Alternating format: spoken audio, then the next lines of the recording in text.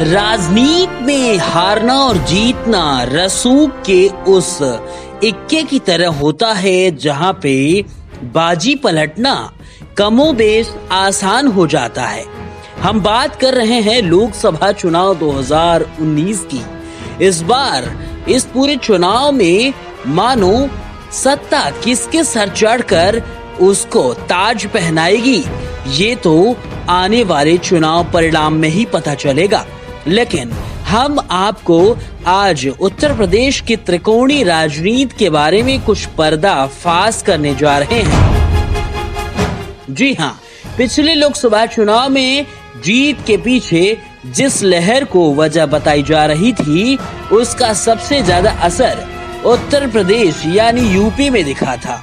पहली बार बीजेपी 80 में से 73 सीटें जीतने में कामयाब रही थी। वहीं यूपी से ही इस लहर को झटका भी लगा था, जब चुनाव में सपा बसपा आरएलडी ने मिलकर बीजेपी को पटकनी दे दी थी। वो वाकया उपचुनाव का था। वहीं विपक्ष को महागठबंधन की नई राह भी दिखा दी थी। उपचुनाव में बीजेपी गोरखपुर सीट पर भी हार गई थी, जिसे सूबे के सीएम का गढ़ माना जाता है। इसके बाद अखिलेश यादव और मायावती खुलकर एक दूसरे के साथ आ गए। दोनों ने प्रेस कॉन्फ्रेंस कर सीट शेयरिंग का भी ऐलान कर दिया। टीवी चैनल्स के सर्वे दिखाने लगे कि अगर कांग्रेस भी इस गठबंधन में शामिल हो गई होती तो बीजेपी को अधिकतर सीट पर हार का सामना करना पड़ता।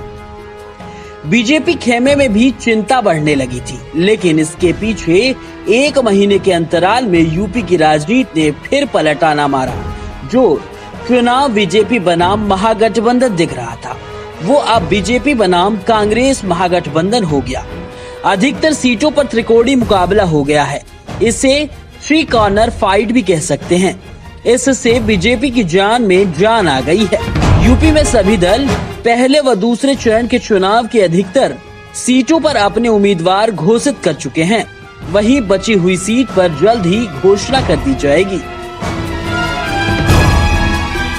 अभी तक जितने भी नाम सामने आए हैं, उनसे अंदाजा लग सकता है कि पश्चिमी यूपी की कई सीटों पर इस बार त्रिकोणीय मुकाबला होगा।